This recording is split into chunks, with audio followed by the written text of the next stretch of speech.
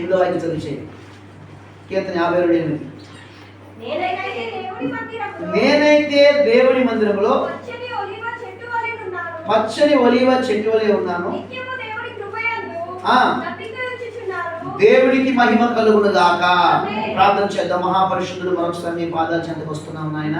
ఇదిగో ప్రభు, నీ పాదాలు మాకు సన్నిధి, నీ పాదాలు మాకు పెరిది ప్రభు. నాయన నిజమే ప్రభు, నీ కృప లేకపోతే ఎప్పుడో మేము పోయేవారు, ఎప్పుడో మేము కొట్టుకుపోయేవారు ప్రభు. కానీ దావీదు ఎన్నో ప్రతికూలతల మధ్య, దొయ్యాగు లాంటి వారి గలిబిలి మధ్యన కూడా నాయన దావీదు నాయన కర్మపడుతున్నా, సౌలు ఈటి పట్టుకు తిరుగుతున్నా, దొయ్యాగు లాంటి వాళ్ళు ఆడవాళ్ళు చేసినా కానీ ప్రభు, ఎక్కడున్నాడో దొయ్యాగు ద్వారా నాయన ప్రభు మరి సౌలుకు తెలిసిపోయినా కానీ ఇదిగో ఆయన ఎంతో వేదనతో దావీదు మాట చెప్తున్నాడు. ఈ అంచెలో మా పరిస్థితులు కూడా అలాగే ఉన్నాయి ప్రభు. మా పక్కన 1000 మంది, మా కుడి పక్కన 10,000 మంది కూలిపోతున్నారు. అపాయాలు నాయన అంచు వరకు వచ్చేస్తున్నాయి ప్రభా. ఎన్నో ప్రకంపనలు మమ్మల్ని పరుగులు పెట్టిస్తున్నాయి ప్రభా.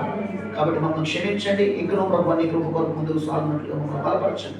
ఎన్ని ఉన్నా దావీదు వలె మేము ఎలా బ్రతకాలో, మా బ్రతుకు ఎలాగ నాయన సార్థకం చేసుకోవాలో జ్ఞాపకాలు మాకు తెలియచి, దాసులు బలిగిన మరొక జ్ఞాపకుడికి వాడుకు మహిమ పొందమని, ఈ ఒక్కొక్క మాట మా హృదయాల్లో భద్రపరచమని యేసు నామములో పొందుచున్నాము తండ్రి. దేవుడి వాక్యం ద్వారా మనం బలపరచును గాక. దేవునికి స్తోత్రం చేద్దాం అందరూ కూడా. హల్లెలూయా. ఈ 52వ కీర్తనలో దావీదు గురించి, దావీదును తరుముతున్నాడు ఎవరో సౌలు. అది దావీదు ఎక్కడున్నాడో ఎవరికి తెలియట్లేదు. మొత్తం మీద బానే దేవుడు కాపాడుతున్నాడు. దావీదు కూడా జ్ఞానయుక్తంగా తప్పించి వెళ్ళిపోతున్నాడు. కానీ ఒకసారి దావీదు ఎక్కడికి వచ్చాడండి? ఒక అహీమేలుగా ఇంటికి మందిరం అక్కడికి వచ్చాడు. వస్తే యాజకుని దగ్గర దావీదు ఉన్నాడు. ఈ దావీదు అహీమేలు దగ్గరికి వచ్చాడనే సంగతి ఎవరు చూశారంటే దోయాగు చూశాడు. ఈ దోయాగు వెళ్ళి దావీదు పలానా ప్లేస్లో ఉన్నాడు, నువ్వు తరుముతున్న వాడికి సంపాదించిన పోయి పలానా మాస్టర్ గారు, పలానా యాజకుడు ఆశ్రయిస్తున్నాడు, నువ్వు విడిచిపెట్ట ఏదో మొత్తం ఏం చెప్పాడు. కానీ మొత్తం మీద చెబితే దావీదు బాధపడుతూ ఆ పరిస్థితులను చూసి ఏమన్నాడంటే, అక్కడ ఉన్నవారిని చూసి ఏమన్నాడంటే, ఇదిగో చూడండి చాలా బాధపడుతున్న ఆ విషయంలో. ఎంతమంది 52 కదా చూడండి. 52లో చూడండి, మరి నాకు ఈ చేసిన వాళ్ళు బయట వాళ్ళు కాదు, ఈయన ఇలా చేశాడని చాలా దోయాలను బట్టి వేదన చెందుతూ ఏమంటాడంటే ఒక మాట తీర్మానం చేసుకున్నాడు. ఎందుకంటే జీవితంలో ఇలాంటి వాళ్ళు గోల్మని చూశాడు కదా దోయాగు, చూసి దావీదు. కాబట్టి దావీదు అనుభవపూర్వకంగా ఏమంటాడంటే చూడండి, నేనైతే దేవుని మందిరంలో ఈ స్థాయికి మనం రావాలి. యాక్చువల్గా మా వాళ్ళందరూ అంత భక్తిగా ఉంటారండి. మీ వాళ్ళందరూ కూడా నీకెందుకు, నీ గురించి నువ్వు దేవుని చెప్పుకో. దేవుడికి స్తోత్రం. యాక్చువల్గా మా ఫ్యామిలీలో ఎవరో కూడా నిజమే జనాలు చూసినా ఫ్యామిలీ వాళ్ళు లేరు అనుకోవడం కాదు, కానీ ఆ ఫ్యామిలీ బాధ్యత నీ మీద పెట్టే సంగతి ఎందుకు గుర్తుపెట్టుకోవట్లేదు. దేవుడికి స్తోత్రం. వారానికి కూడా ఉపవాసం ఉన్నాము మన కుటుంబీకుల కోసం, మన బంధువుల కోసం, కొన్ని నెలకు ఒక్కరోజు. హల్లెలూయా. కొంచెం షాక్ తగినట్టు మీకు. దేవుని స్తోత్రం. దావీదు పౌలు గారు అంటారు కదండి, నా దేహ సంబంధులైన వారి రక్షణ కోసం నేను అసలు ఏమైపోయినా పర్లేదు అనుకుంటాడు పౌలు గారు. దేవుని స్తోత్రం. కాబట్టి మన దైనందిన జీవితంలో ఏమంటే ప్రభు రేపొద్దున పరలోకం వెళ్ళాక మనల్ని లెక్క అడుగుతాడు. అడగండి, ఏ విషయం లెక్క అడుగుతాడు అనుకున్నారు? ఆత్మ విషయం లెక్క అడుగుతాడు. మన బంధువుల విషయంలో అది పిలితే బాగానే వెళ్ళావు, సెక్రటరీ బాగానే కార్యక్రమాలు బాగానే జరిగించుకున్నారు. కానీ ఏమంటే మీ బంధు ప్రేమ బాగా కాదట్లేదు, కానీ మీ బంధువుల మీద మీకు ప్రేమ ఉండాలి కాదట్లేదు, కానీ వారి కోసం నా ప్రేమ ఏది? హల్లెలూయా. పెట్టుకుంటారు. ఒక్కరోజు ఉపవాసం బంధువులందరూ మారాలని ప్రార్థన చేద్దాం.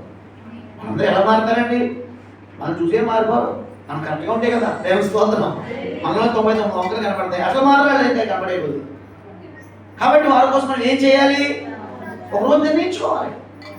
ఇంకా చాలు. నెలలో ఒక్కరోజైనా మన బంధువుల కోసం, ఇంకా మన ఇరువురు వారి కోసం, ఆత్మరక్షణ కోసం ఒకరోజు ఉపవాసం ప్రతిష్ఠించుకోకపోతే ఇక మన బ్రతికి ఎందుకంటే అసలు అని.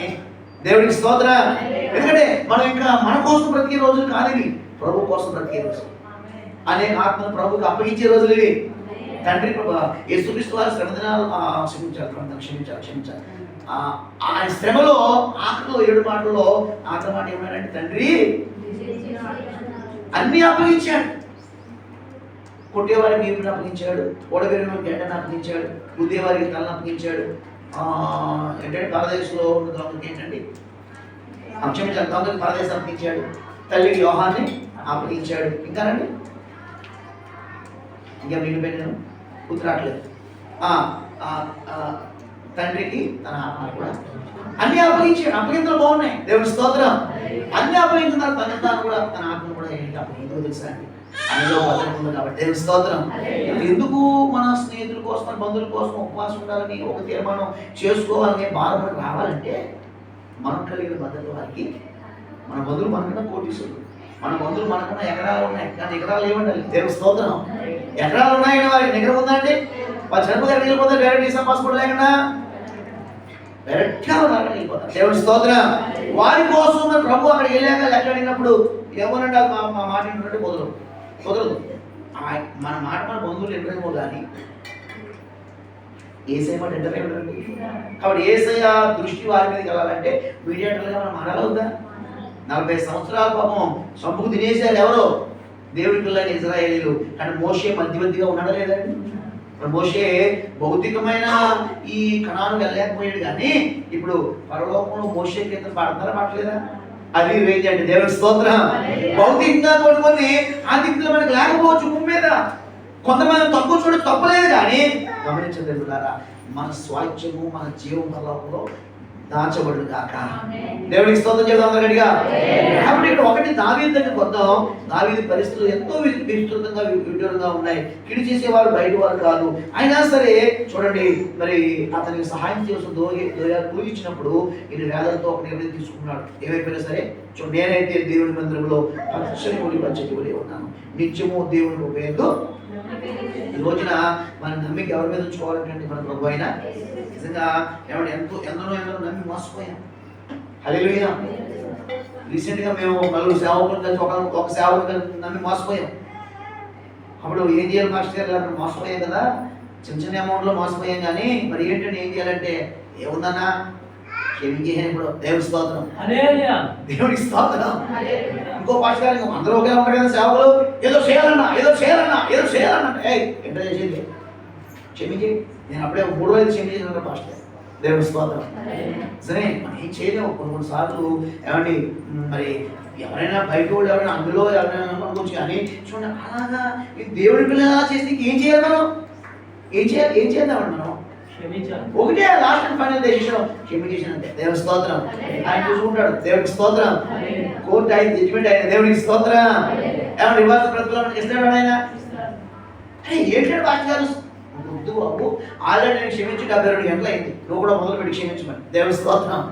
ఏమన్నా మనం చేయాల్సిన గొప్ప పని ఏంటంటే అందరినీ క్షమించేయడమే. నష్టం వచ్చినా కష్టం వచ్చినా భారం వచ్చినా దేవుడే అన్ని సెట్ చేసుకుని ఏమండి ఇన్ఫ్రాస్ట్రక్చర్ అంతా కూడా కలగలిపి ఒక రోజున ఒక అందమైన మనం ఊహించలేని కృపాభావనాన్ని మనకు కట్టిపెట్టి మనల్ని అందులో నిలబెట్టి మనం పిలుచుకు ఆయన తన దూతలను పంపును గాక. దేవుడికి స్తోత్రం చెబుదా. కాబట్టి దావీదు ఇక్కడ తన పరిస్థితుల్లో దోయాలు చేస్తున్న దాన్ని బట్టి ఒక వ్యాధుల పరిస్థితులై ఆత్మలో హృదయ వేదన కలిగిన వాడే పరిస్థితులన్నీ తట్టుకుని నిలబడుతూ నేనైతే ఈ స్థాయికి రావాలి.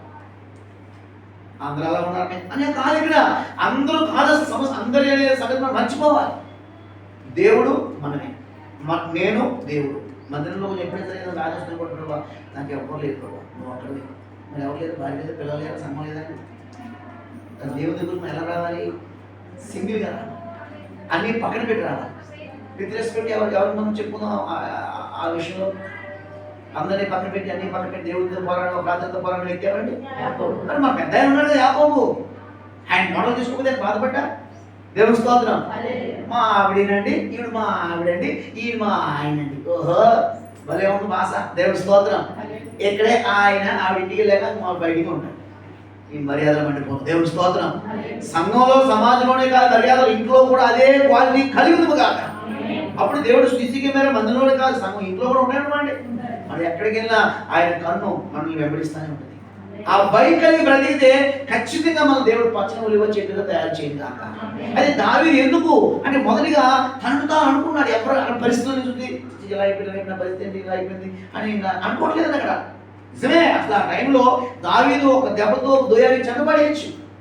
కానీ దావీదు తీర్మానం నేనైతే, ఎందుకంటే నేను ఎవరు సొత్తున్నాను? దేవుడి సొత్తు. దేవుడి స్తోత్రం. ఈ అభిషేకంలో దావీదు మీద గిన్నె కొమ్ము గిన్నెభిషేకం ఎవరిది? మొట్టమొదటి రాజుగారు సౌలు అండి. దేవుడి స్తోత్రం. గిన్నెతో అభిషేకం ఏమండి? ఇంతే గిద్దెడే. కొమ్ముతో అభిషేకం లీటర్లు. దేవుడి స్తోత్రం. అందుకే దావీదు దేవుడు అందరికన్నా గురుపోతు కొమ్ములే నీ కొమ్ములు ఇచ్చిస్తానని చెప్పాడు. దేవుడి స్తోత్రం. ఆయన 2 రాజ్యాలే ఈయనకి ఏకంగా సర్వ క్రైస్తవ సమాజాన్ని ఈ రోజు వరకు యేసయ్యకు తండ్రిగా, ఏమండి ఇశ్రాయేలుకు దీపంగా దేవుడు అతను మార్చాడు. దేవుడికి స్తోత్రం కలుగును గాక. కాబట్టి ఏదో గిద్దులు కొంత కాదండి, దేవుడి ఇందాక చెప్పుకున్న అర్థవాక్యంలో సమృద్ధిగా తన ప్రేమ మన హృదయాల్లో పరిశుద్ధాత్మ ద్వారా కుమ్మరిస్తున్నాడు కదా. మరి ఏది నీలో ఆ రుచులు, ఏదో ఆ క్వాలిటీ, హృదయం అంతా నిండిపోయిందని బట్టి నోరు మాట్లాడాలి కదా, అవే గుణాలను కలిగి ఉండాలి కదా. దేవుడికి స్తోత్రం. హృదయంలో నిండిపోయినా కానీ మాటలు రావట్లేదంటే సంథింగ్ ప్రాబ్లంలో మనం ఉన్నాం. చెక్ చేయించుకోవాలి దేవుడి దగ్గర. దేవుడి స్తోత్రం. ఉపవాస ఆల్రెడీ చెక్క తినాలి. దేవుడి స్తోత్రం. ఉపవాస ప్రార్థన అంటే ఏంటి? మనకి స్కానింగ్ సెంటర్కి వెళ్ళంటే, దేవుడికి స్తోత్రం, ల్యాబ్లోకి వెళ్ళంటే మనం. కాబట్టి దేవుడి ద్వారా ఈ ఉపవాస ప్రార్థనలో ఫుల్ చెకప్ చేసుకుందాం. మనం ఏంటో మనం తెలుసుకుందాం. మన స్థాయి ఏంటో, మన రేషియో ఏంటో, మన స్థితి ఏంటో, మన గతి ఏంటో, మన భక్తిలో ఎన్ని లీటర్లు మనం ప్రభులో ఉన్నాం, ఎంత రేంజ్లో ఉన్నామో, మన మార్క్ ఎంతో, మన యొక్క స్టేటస్ ఎలా ఉందో ప్రభులో ఏమైనా తెలుసుకోవడానికి ఉపవాసం. దేవుడికి స్తోత్రం. ఎక్కువ అంటే సరి చేసుకోవాలి, తక్కువ ఉంటే నింపుకోవాలి. కాబట్టి ఫుల్ఫిల్ అయ్యి ప్రభు దృష్టికి అనుకూలంగా బ్రతుకుగాక.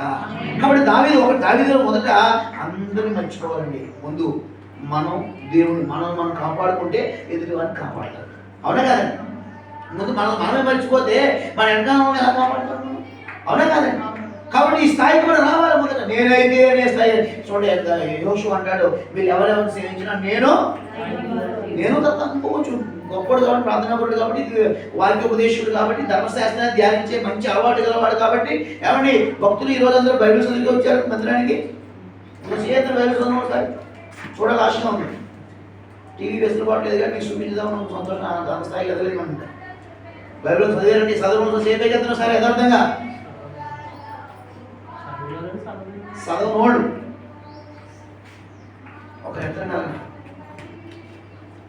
దేవుడి యథార్థం దీవించింది కాక. బైబిల్ చదవకుండా మందిరానికి రాయండి, బైబిల్ చదవకపోతే చదివారండి, అలా లేటుకొస్తే కుదరదు. దేవుడి స్తోత్రం. ఎందుకంటే ఈరోజు యెహోషువ కుర్రోడండి, కానీ ఆ స్థాయికి వెళ్ళడంటే కారణం ఏంటంటారు? దేవుడి ధర్మశాస్త్రాన్ని బంగారులో ధ్యానించాడు. అందుకే ఏమండి పంచిపెట్టే స్వాధ్యాయాలు, మహామహవీరులు శూరులు ఏమైనా ఉన్నా కానీ అందరూ పక్కన పెట్టి స్వాధ్యాయాలు పంచిపెట్టి అధికారం పంపించాడండి. అది దేవుడు వాక్యంతో నీకు 3,000 అనుభవం కలిగి ఉంటే అందరి ముందు గొప్ప పెద్దలు చేసి అధికారం మనకి ఇస్తాడు. దేవుడికి స్తోత్రం. చెప్పండి, బాగుపడతామండి, బాగుపడడం నేర్చుకుందాం. దేవుడికి స్తోత్రం.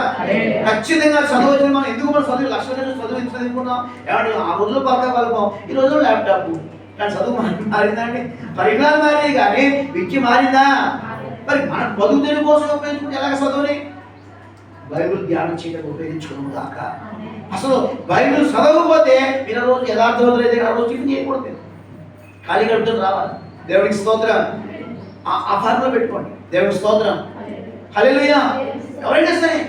కాబట్టి చాలా వస్తుంది. ఎందుకంటే దేవుడు మనతో మాట్లాడడం ఏంటంటే వాక్యం. అవునే కదండి? కాబట్టి దేవుని వాక్యం చదువు కనీసం చదివితే గొప్పగా ఒక అధ్యాయం ఇచ్చుకోండి. దానికి కూడా 5 నిమిషాలు టైం అయిపోతే ఇలాగా. కాబట్టి దావీదు నేనైతే ఒక ప్రత్యేకతను తాను కాపాడుకునే స్థాయికి వచ్చేసాడు. దేవుడికి స్తోత్రం. అంటే తానేంటో దేవుడికి చూడండి చూపించుకోవాలి. ఒక అని వ్యక్తిగతంగా తనని తాను దేవుడికి బయలుపరుచుకున్నాడు ఇక్కడ. దేవుడికి స్తోత్రం. ఈ స్థాయికి మనం వచ్చినాము కాక. రెండోది ఏమిటంటే దేవుని మందిరంలో పచ్చని ఒలివ చెట్టు వలె ఉన్నాను. దేవుడికి స్తోత్రం. ఎక్కడ ఉన్నాడండి ఆయన? దేవుని మందిరంలో. ఎలా ఉన్నాడండి? ఎలా ఉన్నాడు? పచ్చగా ఉన్నాడు. ఎవరిలా ఉన్నాడు? మయా దేవుడు మీకు బాగా వాక్యం చెప్తారు. దేవుడి స్తోత్రం కనుక మనం ఎక్కడ ఉండాలో, ఎలా ఉండాలో, ఎవరిలో ఉండాలో వాక్యం తేటగా మనకి చూపిస్తుంది. దేవుడి స్తోత్రం. కాబట్టి ఈ ఉదయకాలంలో పరిశుద్ధాత్ముడు మనతో మాట్లాడుగాక. ఈ ఒలివ చెట్టు గురించి చాలా విషయాలు ఉన్నాయి. మీకు తెలిసిన ఒక మాట ఏంటి చెప్పండి? ఒలివ చెట్టు గురించి 128వ కీర్తనలో నీ భోజన పంటల చుట్టూ నీ పిల్లలు. తల్లిదండ్రులు ఎవరంటండి? వాళ్ళు ద్రాక్షల, మృదు ద్రాక్షల, మంచి ద్రాక్షలే. బాధపడకండి. దేవుడి స్తోత్రం. ఏమంటే అందులో మేము కూడా తల్లిదండ్రులు ఉంటున్నాం. కాబట్టి తల్లిదండ్రులు ద్రాక్షలు అయినప్పుడు మరి పిల్లలు కూడా ద్రాక్ష రావాలి కదా, రావద్దండి. కానీ పిల్లలు దేనితో పోల్చాడు ఇక్కడ భక్తులు? ఎందుకని? ద్రాక్ష చెట్టుకి ఒకే జీవితం, అది కనుక ఫలించలేదేమో ఎక్కడికి వెళ్తుంది? వేరే ఆప్షన్ లేదు దానికి. ద్రాక్ష చెట్టు ఫలిస్తావా ఫలించలేకపోతే పొయ్యిలోకే. దేవుడికి స్తోత్రం. నీ బ్రతుకు బూడిదే అంటాడు ఆయన. క్రైస్తవులు మనం ఈ ఆధారం అనుకుందండి. ప్రభువుని ఆధారం చేసుకుని మన బ్రతుకు అన్యుల కన్నా ఘోరం కాదా? అన్యులు ఏదో బ్రతికే మనం బ్రతకలేము.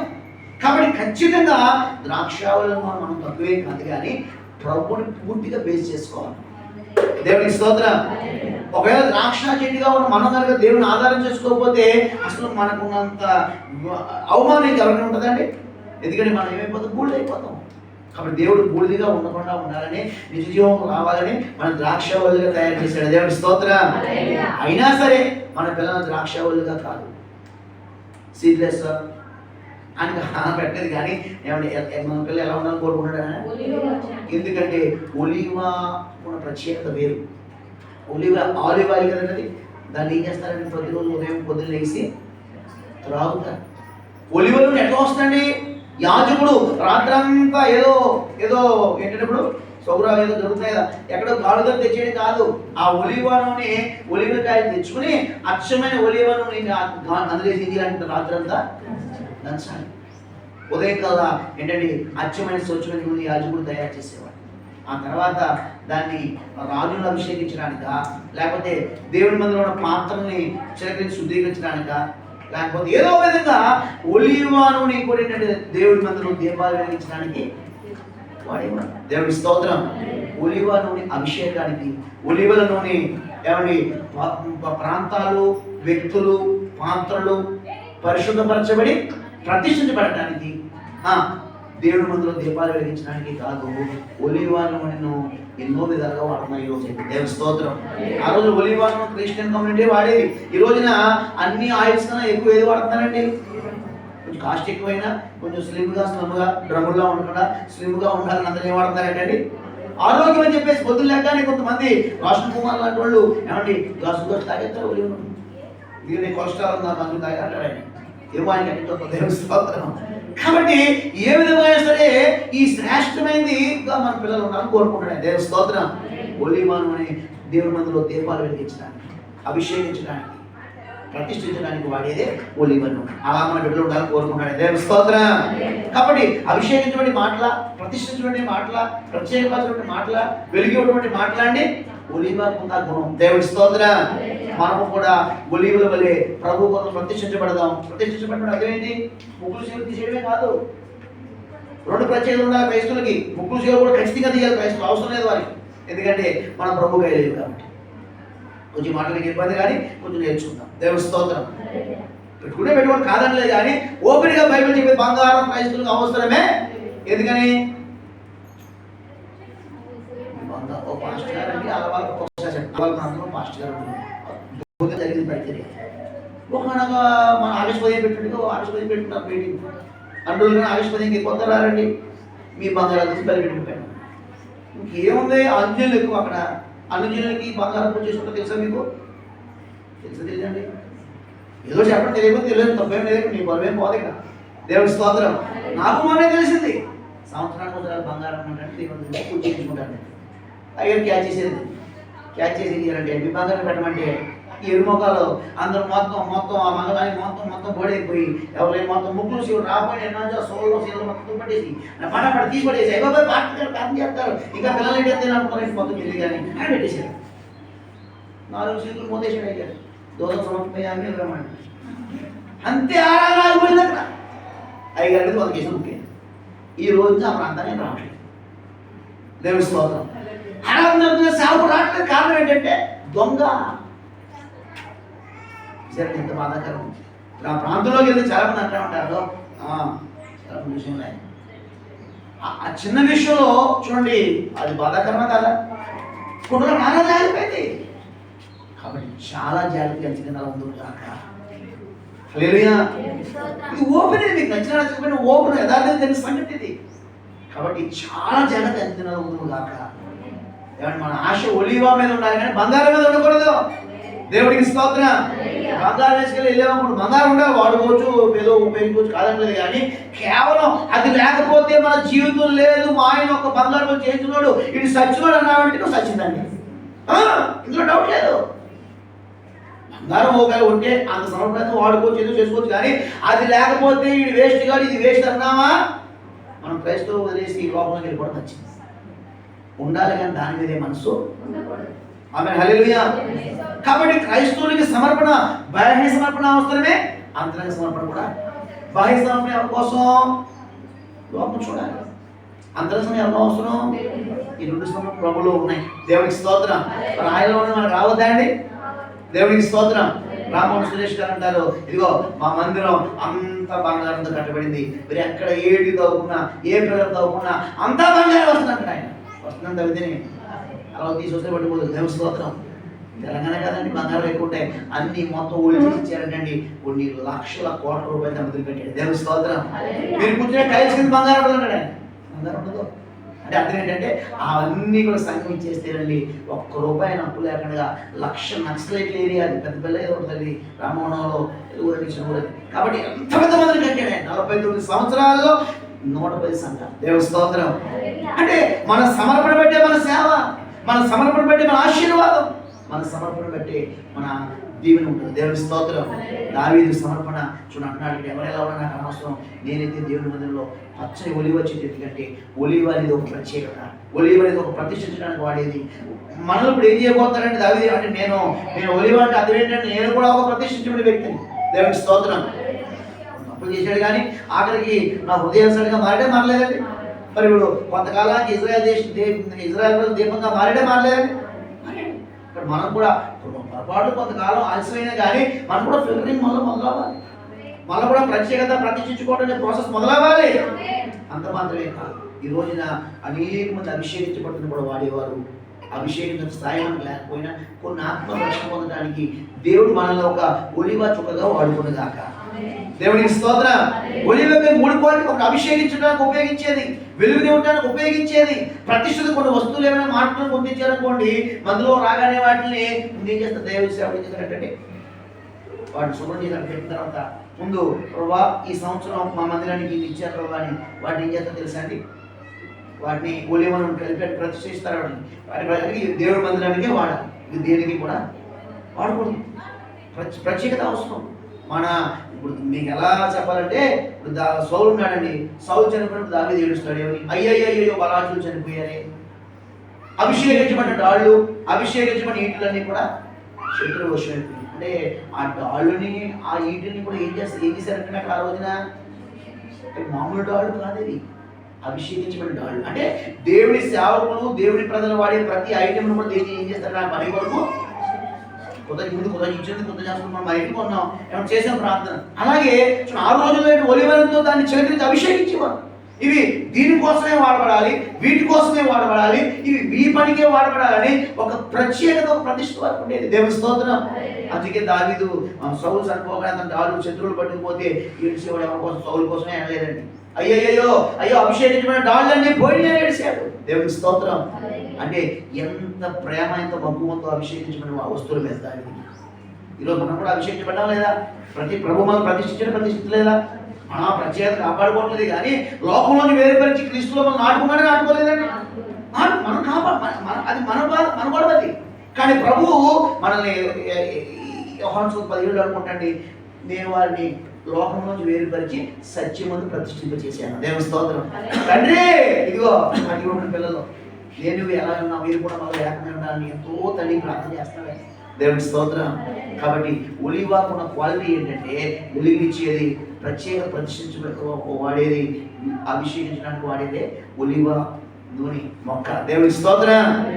అన్ని దేశాల్లో ఒలివ చెట్లు ఉన్నాయి. మరి నాకు ఈ స్థలాన్ని ఇచ్చే కదా ప్రభా, ఈ గొర్రెల ప్రాంతంలో ఈ ప్రాంతంలో ఇచ్చామని చెప్పేసి ఏసన్న గారు ప్రార్థన చేసి ఆ మొక్కను నాటారండి. అక్కడ చాలా ఉంటాయి, పెట్టులో పొట్టులో గోళ్ళు ఉంటాయి. కానీ ఏమండి అన్ని మొక్కలను ముట్టుకు చూడొచ్చు, కానీ ఒలివ చెట్టుకి కొంచెం దూరంగా ఈ మధ్యన ఏం చేశారండి? ఫెన్సింగ్ వేసారు. 2012 మనసులో పెద్దగా ఉంది. తర్వాత మన సంగతి ఇప్పుడు వెళ్ళాము, కరోనా టైం వెళ్ళామా? 20 అంటే 19 వెళ్ళిందాం, 19 అప్పుడేమో కొంచెం బాగానే ఉంది. మన ఇళ్ళకి మనిషిగా అయింది. దేవుని స్తోత్రం. ఆయన ప్రభా ఇది నాకు ఇచ్చిన భూమిగా నేను నమ్ముతున్నానయ్యా, మరి నాకు తోడు ఈ పరిచయం నీ ద్వారా జరుగుతుందని వేస్తే సాధారణంగా ఖర్చు మనకి ఎఫ్ఐఓ సరే అడిగితే ఏమోకంటే అంజరం చెట్టు పెట్టుకొచ్చారు. మన బంగారం పట్ల అది కూడా బతకలేదు. దేవుని స్తోత్రం. కానీ మరి గమనించండి, అంటే మట్టి తేడా ఇక్కడ, కానీ ఒలివ చెట్టు ఎక్కడ బతకదండి, కేవలం ఇజ్రాయెల్ దేశంలో పెరుగుతాయి. కానీ ఏసరి వేస్తే చాలా సంవత్సరం బతికింది. దేవుని స్తోత్రం. పెద్దగా అయింది కూడా అది. అందరూ సెల్ఫీలు అక్కడే ఉండేవారు భక్తులందరూ. దేవుని స్తోత్రం. ఎందుకంటే దేవుడు ఆయనకి ఇచ్చిన ప్రత్యేకత అది. అడిగాడు దేవుడు, ఆయన దేవుడికి స్తోత్రం. ఈరోజు మనం కూడా ఒలీవ చెట్టు వలె మనం కూడా ఇందులో 3 గుణాలు చెప్పి, ఒకటి ప్రత్యేకత, రెండోది ఏంటంటే అభిషేకం, మూడోది వెలుగు. ఈ 3 అనుభవాలు మనం కలిగి ప్రభు కొరకు ఒలీవ మొక్కలే బ్రతుకుదు గాక.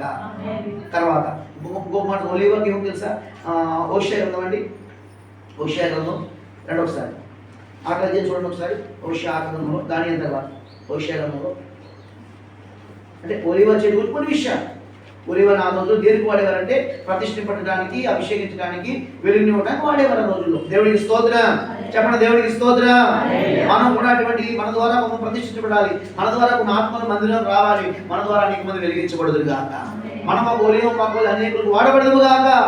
చూడండి దానియేలు హోషేయ అక్కడ చేసిన ఆలోచన హోషేయ 14వ అధ్యాయంలో 6వ వాక్యం అనుకుంటండి. అమ్మా, ఒలీవ చెట్టునకు కలిగిన సౌందర్యము అతనికి దేవునికి మహిమ కలుగును గాక. చెప్పండి, దేవుడికి మహిమ కలుగును గాక. కానీ 751 పేజీ, 751 పేజీ 14:6 ఉంది అక్కడ. అతను అంటే ఒలీవ చెట్టు కలిగినంత సౌందర్యము అతనికి. ఈ రోజున ఒలీవ చెట్టు సౌందర్యం అంటే ఏంటంటే చాలా పచ్చగా ఉంటుంది, చాలా సంవత్సరాలు బతుకుతుంది. దేవుడి స్తోత్రం. దానికి ఏమి ఎక్కువ అంటే పచ్చదనం ఎక్కువ, రెండోది దీర్ఘాయుష్ ఎక్కువ. దేవుడికి స్తోత్రం. దేవుడు మనకి దీర్ఘాయుష్ ఇస్తాననే అన్నాడా? మరి సామెతలు ఏముందంటే, నా కుమారుడు నా ఉపదేశము మా రోగము దీర్ఘాయువును సుఖజీవితం గడి సంవత్సరాలు నేను నీకు ఇస్తాను, ధైర్యం సత్యం అనడం కూడా విడిచిపోయాకు. ఆ ఉంటే నువ్వు దేవుని దృష్టిలో మనుషుల దృష్టిలో ధైర్యం మంచివాడు అని అనిపించు. దేవుడి స్తోత్రం. కాబట్టి ఈ రోజు రెండోది ఏంటంటే ఒలీవ చెట్టు దేవుడు ఏం ఇచ్చాడంటే సౌందర్యం. చాలా చాలా చాలా గ్రీనరీగా ఉంటుంది, చాలా సంవత్సరం దొరుకుతుంది. దేవుడి స్తోత్రం. ఎక్కడైనా ప్రాంతం పచ్చగా ఉందనుకోండి, ఇలాంటి గుడ్డే బాగుంటుంది. నెక్స్ట్ మంత్ అక్కడ ఏమవుతుంటే ఒక పొయ్యి తగ్గుతుంది, అండర్ గ్రౌండ్ బిల్డింగ్ అంట. దేవుడి స్తోత్రం. కాబట్టి గమనించండి, పచ్చదనం అనేది ఎందుకంటే అది దేవుని సాదృశ్యం, అంటే క్షేమానికి సాదృశ్యం. హల్లెలూయా. ఈ రోజు దేవుడు మనకి ఒలీవ చెట్టుకి ఇచ్చిన సౌందర్యం అంటే అర్థం ఏంటంటే అటువంటి చూడండి క్షేమాన్ని, అటువంటి కృపని మనకి ఇవ్వడానికి ఇష్టపడుతున్నాడు. దేవుడికి స్తోత్రం. ఇప్పుడు అందంగా ఉన్నారంటే అర్థం ఏంటంటే ఏ లోపమో ఏ ఆరోగ్యం లేకుండా ఉంటేనే కదా అందం అండి, అవునా కదా? చాలా అందంగా ఉండి భయంకరమైన రోగాలు అనుకుంటే ఎవరైనా ఇష్టపడతారా? ఎంత భగవంతుడండి. మన డైలాగ్ మొదలవుతాయి, మనం వ్యాసాలు రాస్తాం ఆయన. దేవుడి స్తోత్రం. పిల్లడు అందంగా ఉంటాడు కానీ పాపము ఇంకా మన రైటింగ్ ఇంకా అంతే ఉంది. ఇంకా దేవుడికి స్తోత్రం. కేవలము అందం అంటే కేవలము ఆరోగ్యంతో ముడిపడింది, అది ఆయుష్తో ముడిపడింది, దీర్ఘాలతో ముడిపడింది. దేవుడికి స్తోత్రం. ఒలీవ చెట్టుకి కేవలం ఒక అందమే ఇవ్వలేదండి, దానికి అన్ని చెట్లు కానీ ఎక్కువ సంవత్సరాలు బ్రతికి ప్రపంచంలో ఏమైనా ఉందంటే దేవదారు వచ్చిన తర్వాత ఒలీవ చెట్టు. దేవుడి స్తోత్రం. దేవుడు మనల్ని దీర్ఘకాలం బ్రతికినిచ్చి తన కొరకు వాడుకోవాలని, ఆయన యొక్క సౌందర్యాన్ని, ఆయన ప్రేమ స్వరూపాన్ని, ఆయన యొక్క కృపా మాధుర్యాన్ని మన ద్వారా ప్రపంచాన్ని చూపించడానికి ఒక సౌందర్యమైన ఒక కళగా ఒక ఒలీవ చెట్టుగా వాడుకోవాలనుకుంటున్నాను. ఏమవుతామని అలా చూస్తున్నాం. దేవుడి స్తోత్రం. మన సౌందర్యం చూస్తారండి, మన సౌందర్యం మన పిల్లలకు నచ్చదు. డాడీ పొట్టిలో పుట్టాడు, అమ్మ పొట్టిలో పుట్టింది, మా నాన్న కొడుకు మా ఎవరి మీద అన్నారు పిల్లలు. మరిన ఒకడైతే మీ పెళ్లి మీద లేనా అంటున్నాడు. దేవుడికి స్తోత్రం. కాబట్టి రకరకాల ఈ నాలెడ్జ్ ఎక్కువైపోయి ఏమైపోతుందంటే లోపల ఉన్న గుజ్జు తక్కువైపోతుంది. తలకాయ చేతిలో పెరిగిపోతుంది, లోపల ఏమో ఇంత మెదడు కూడా ఉంటుంది. ఎక్కడ ప్రశ్నలు తల్లిదండ్రులు చెప్పలేనంత ప్రశ్నలు వేస్తున్నారంటారు. మా పిల్లలే కదా బయట నుంచి చాలా మంది వేస్తున్నారని కొంచెం దేవుని స్తోత్రం. భక్తులు లేకుండా సండే స్కూల్. దేవుడికి స్తోత్రం.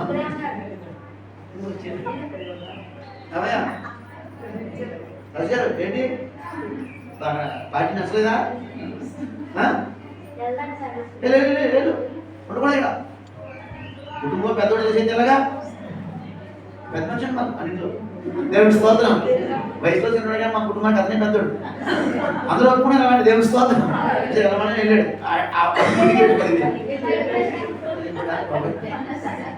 అందరూ బిల్డింగ్ వెళ్ళిపోతారు. దేవుడి స్తోత్రం. మొత్తం ఏదో జరిగింది అక్కడ. దేవుడికి మహిమ కలుగుగాక. గమనించండి, ఇక్కడ ఒలీవ చెట్టు సౌందర్యం అర్థం ఏంటంటే చూడండి, సౌందర్యం అర్థం ఏంటంటే సౌందర్యం చూడాలనిపిస్తే సంపిస్తాండి. అందంగా చూస్తాం చూడవా? ఎందుకని అందరినీ ఏమైనా ఆకర్షిస్తాయి. ఈ రోజున నిన్ను ఎవరు ఆకర్షిస్తారండి?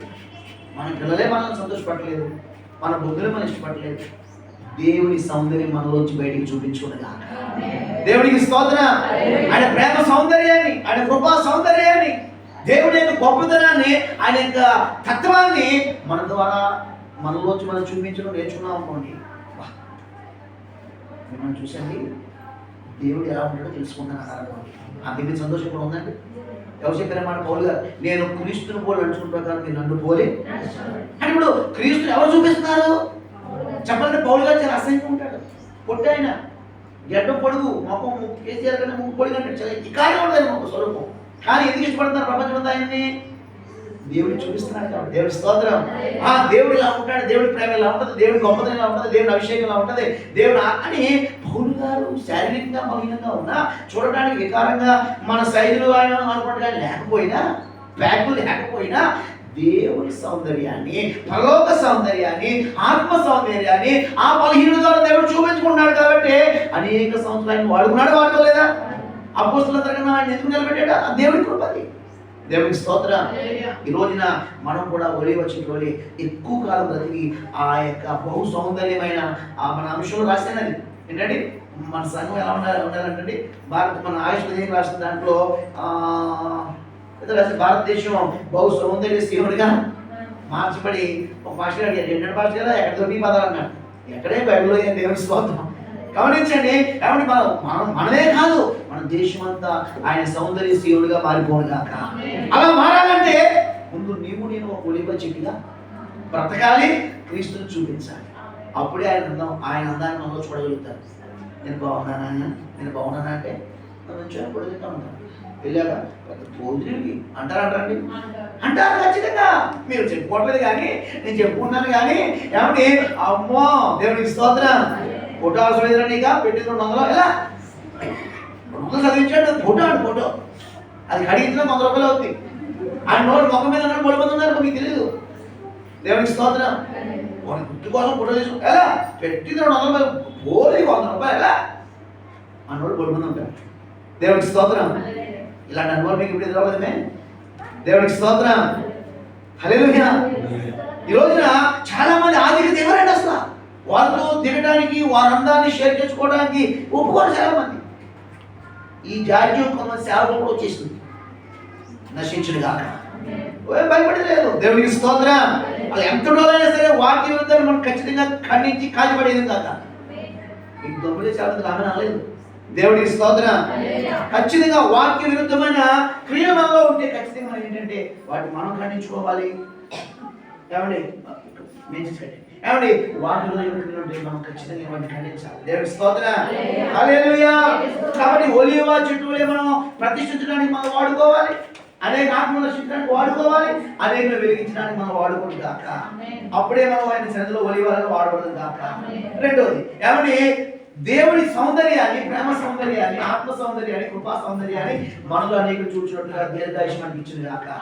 రెండోది అయిపోయింది ఏమంటే ఇవి ఒలీవాకు ఉన్నాయి. చాలా మంది సమయం లేదు. అయితే ఒలీవ చెట్టు ఏం చేస్తుంది అసలు బైబిల్ ప్రకారం? ఇవి ఒలీవ చెట్టు ఉన్న లక్షణాలు పోల్చుకున్నాం అన్న పని ఏంటో.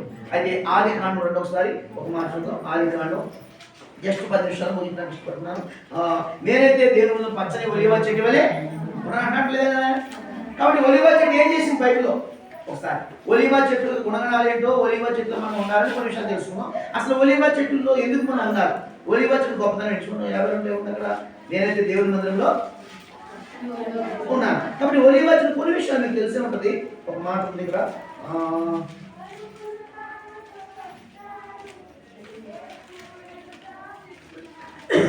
ఆది కాండం 9:11 చూడొస్తాయి.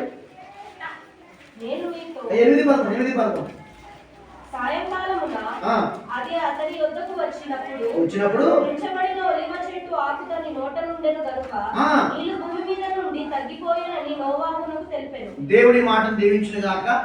డైరెక్ట్ గా అనేసోడు తల పైకి చూస్తాయి. దేవునికి స్తోత్రం. ఇప్పుడు నోవాహు జలప్రలయంలో ఉన్నాడండి, చిక్కుకోలేదు. దేవుడి ఆ ప్రళయంలో పెట్టాడు. దేవునికి స్తోత్రం. కాబట్టి కొన్ని నిరీక్షణ మనకు రావాలంటే దేవుడు కొన్ని ప్రళయాలు మనం పెట్టడా? ఇప్పుడు 120 సంవత్సరాలు సువార్త కట్టించాడండి. ఒక్కడు ప్రళయం ఉన్నాడా? అందరూ మునిగిపోయారు. అయిపోయారు. దేవుని స్తోత్రం.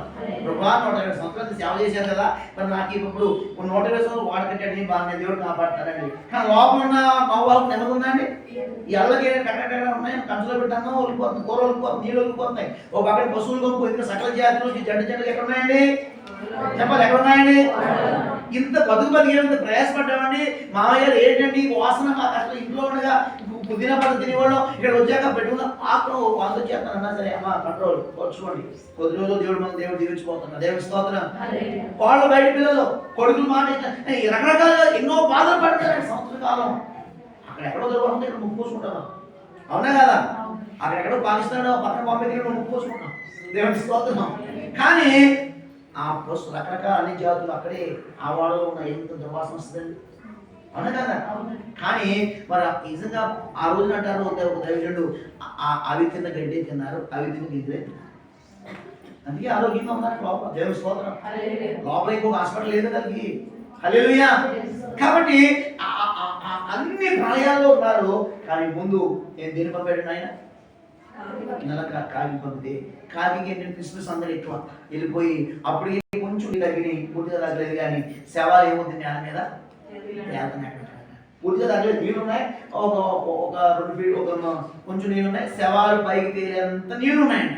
అక్కడ శవాలు తేలుతా ఉంటున్నాయి.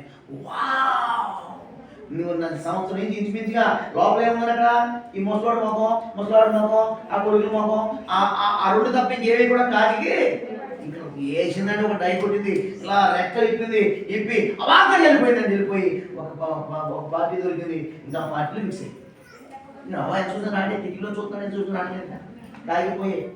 చిన్నప్పుడు పాట ఏముంది కదా, దారి చుచ్చిపోతున్న విశ్వాసీని గమనించావా,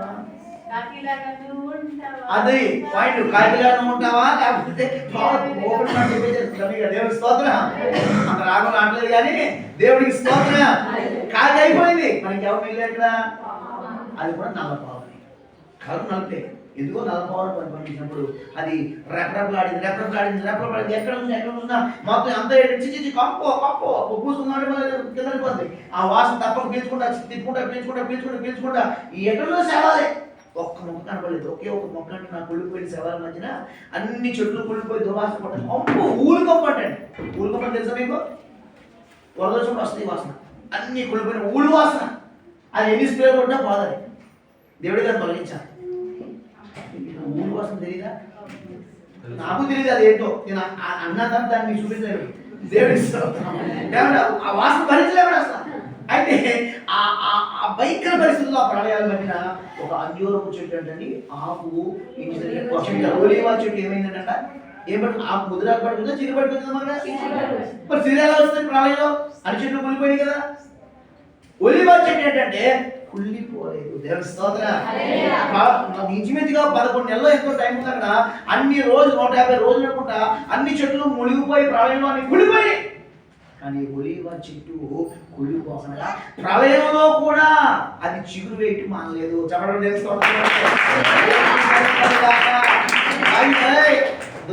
ఎంతమంది పిలిచినా పర్లేదు, నా దేవుడు నన్ను చిగురింపు చేయండి అన్నట్టుగా దావీదు ఇక్కడ అన్నాడు. చూడండి దావీదు మాటకి నోబా గారిని ఒకసారి కోట్ చేసుకున్నాను. ఒలివ చెట్టు ఏం చేస్తుందంటే ప్రపంచం అంతా మునిగిపోయినా, ప్రపంచం అంతా ఏమైపోయినా ఇది దేవుడి కోసం చిగురిస్తూనే ఉంటుంది. అంటే తన గుణాంతా కాపాడుతుంది. రెండోది ఏంటంటే ఈ తుంచబడిన ఒలివ చెట్టు ఆకుపట్టు రాగానే ఎవరికి ఉపశమనం, ఎవరికి ప్రోత్సాహం, ఎవరికి నోబా గారికి ఏం కలిగిందండి? ఊరట కలిగింది. దేవుడి స్తోత్రం. నీళ్లు తగ్గి డోర్స్ ఓపెన్ చేయొచ్చు. దేవుడికి స్తోత్రం. మనము ప్రపంచానికి ఒలివ చెట్లు ఎలా ఉండాలంటే, ఒలివ చెట్టు ఏం చేస్తుందంటే ప్రపంచం అంతా ఏమైపోయినా పర్లేదు, మనం మాత్రం చిగురిస్తూనే ప్రభు కొరకు బతుకుదుము గాక అంటే ఒక నిర్దేశం కావాలి. రెండోది ఏంటంటే మనం పొందిన ఈ చిగురు, మనం పొందిన ఆశీర్వాదం, మనం పొందిన నీతి భక్తి ఇతర వాళ్ళకి ఏం చేయాలంటే ఉత్సాహాన్ని కలిగించాలి, ప్రోత్సాహాన్ని కలిగించాలి. ఇప్పుడు నవాబా దగ్గర ఎంతో వేదంతో పాపం అన్ని connection, bore connection, current connection, ఏమంటే అన్ని కనెక్షన్ ఉన్నాయని వాడలు అన్ని కనెక్షన్ కట్టవు. మనకు ఒక్క రోజు ఫోన్ రీఛార్జ్ అవుతే ఎంత అయిపోతే ఎంత కూడా ఉంటుందండి. రీఛార్జ్ చేయించలేదు మా ఇంట్లో డబ్బులు వేయించలేదండి. నేను ఒక రోజుకే వన్ కంప్లీట్ పక్షగా చెప్పాను. దేవుని స్తోత్రం. అలే ఒక్కరోజు ఫోన్ కార్డు లేట్ అయితే ఎన్ని కంప్లైంట్ బాక్స్ లో దేవుడికి స్తోత్రం.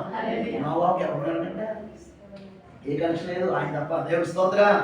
అని ఇప్పుడు ఒలీవ చెట్టు టాపిక్ కాబట్టి ఒలీవ తనను తాను కాపాడుకుంది. ఎదుటి వారికి ఏంటంటే నిరుత్సాహాన్ని క్షమించాలి, ఒక నిరీక్షణ కలిగింది. అసలు పాయింట్ చెప్పలేము. దేవుడికి స్తోత్రం. నోవాహుకి ఏం కలిగించిందండి? అందుకే ఇందా చదువుకున్నాం, ఈ నిరీక్షణ అని ఏం కాలేదంటే ఏ పరిస్థితిలో ఉన్నా నాకు తెలియదు. పరిశుద్ధాత్మ టోటల్ ఒక వ్యక్తిగత ఆత్మీయ మాట ఏంటంటే మనం చచ్చిపోవద్దు, మనం చిగురుస్తూనే ఉండాలి దేవుడి కోసం. నిరీక్షణ మన చుట్టూ ఎవరు ఉన్నా, మన చుట్టూ ఎంతమంది పడిపోయినా, ఏమండి మన పక్కన ఎంతమంది ఉన్నా అవన్నీ మనకు అనవసరం. దేవుడి ద్వారా మనమైతే ఒలివ చెట్టు వలె చిగురిస్తాం. రెండోది ఏంటంటే మనం అనేక మందికి నిరీక్షణ కలిగించే వారంగా ఉన్నాం. నోవాహుకు ఒక కన్ఫర్మేషన్ వచ్చిందా లేదా? వచ్చింది. కాబట్టి నిరీక్షణ కలిగించింది. నిరీక్షణ కలిగించే చెట్టే ఎదురు వారికి ధైర్యం కలిగించే చెట్టే, ఎదురు వారికి ఆధారించే చెట్టే ఒలివ చెట్టు వలె బ్రతుకుతాం. దేవుడికి స్తోత్రం. రండి, ఇంకొక న్యాయాధిపతులలో ఒక మాట ఉంది. ఈ మాట మీకు తెలుసుకుంటాను.